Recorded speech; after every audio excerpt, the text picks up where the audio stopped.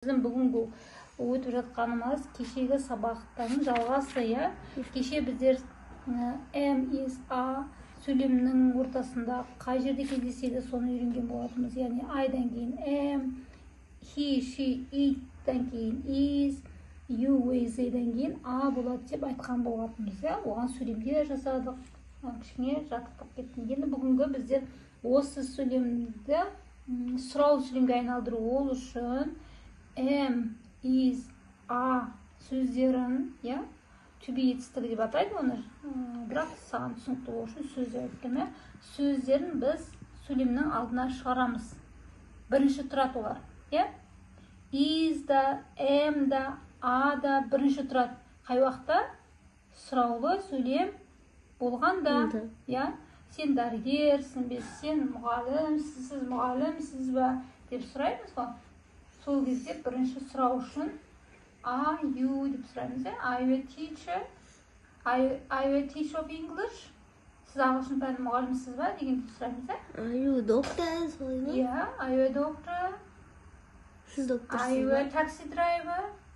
Сіз таксисіз ба дегенде, бірінші аны қоямыз. Жарай ма? Себебі біз оған естін деп жатырмыз, сұрап жатырмыз. Енді мына жерде мысалға біреу айтып жоқ, мен дәрігер емеспін, мен медбикемін деп болуы мүмкін да. Сондықтан жоқ деп жауап берген кезде біз бірінші не қоямыз? No қойып аламыз, жоқ болатын болса. Ал я болса, оны білеміз бұрыннан да, yes деп айтамыз. Енді мысалға сен менен сұрасаң, дәрігерсіз ба деп менен сұрайшы, Думан. Are you a doctor? Дұрыс сұрадың. No, I'm not. Бірінші no, I'm not. Мен өзім туралы айтып жатырмын да?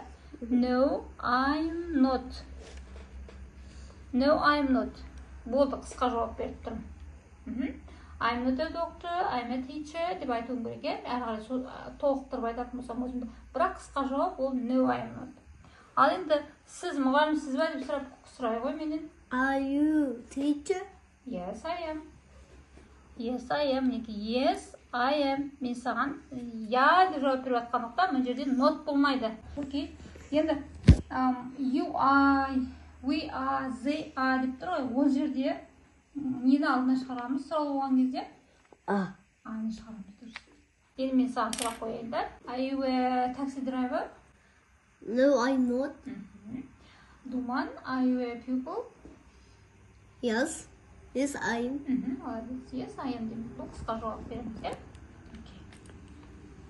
Болмыс сөйлем айтқан кезде мына I-ның қасына not қоя қоясың ғой. Сол кезде саған болмыс сөйлем шыға келеді. I'm not a taxi driver. Мен такси жүргізушісі емеспін. Ол менің кітабым емес. It is not my book. Мына is not-тың қысқарған түрі isn't. Жарай ма? Is not деп айтуда қате емес.